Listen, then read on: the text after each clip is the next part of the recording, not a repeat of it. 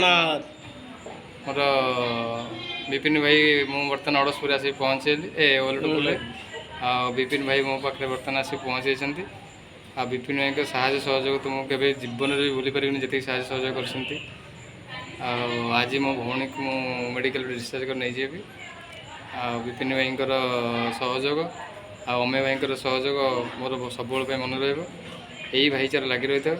ସମସ୍ତ ଭାଇମାନଙ୍କୁ ମୋର ଗୋଟିଏ ଅନୁରୋଧ, ଆପଣ ସାହାଯ୍ୟ କରନ୍ତୁ, ସାହାଯ୍ୟ ପାଆନ୍ତୁ। ଆଉ ଯେତେବେଳେ ଗଲେ ବି ସମସ୍ତଙ୍କୁ ଏମିତି ସାହାଯ୍ୟ ସହଯୋଗରେ ହାତ ବଢ଼ାନ୍ତୁ।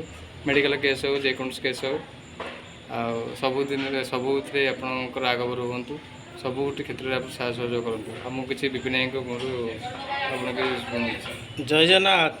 ଆଉ ଭାଇ ତ ଆଜି ଡିସଚାର୍ଜ ହେବେ, ଓଲଟପୁରରୁ ଯିବେ ପୁରୀ, ତାଙ୍କର ସେ ରେଫର କଲେ। ଆଉ ଭାଇ ଆସିଥିଲେ, ଆଉ ଟିକେ ଭେଟ ବାଟ ହେଇକି ସାହାଯ୍ୟ ସହଯୋଗ ହାତ ବଢ଼େଇ ରହୁଛୁ। ଆଉ ଜୟ ଜଗନ୍ନାଥ। ଜୟ ଜଗନ୍ନାଥ। ଏଇ ଆମର ଭାଇଚାରା।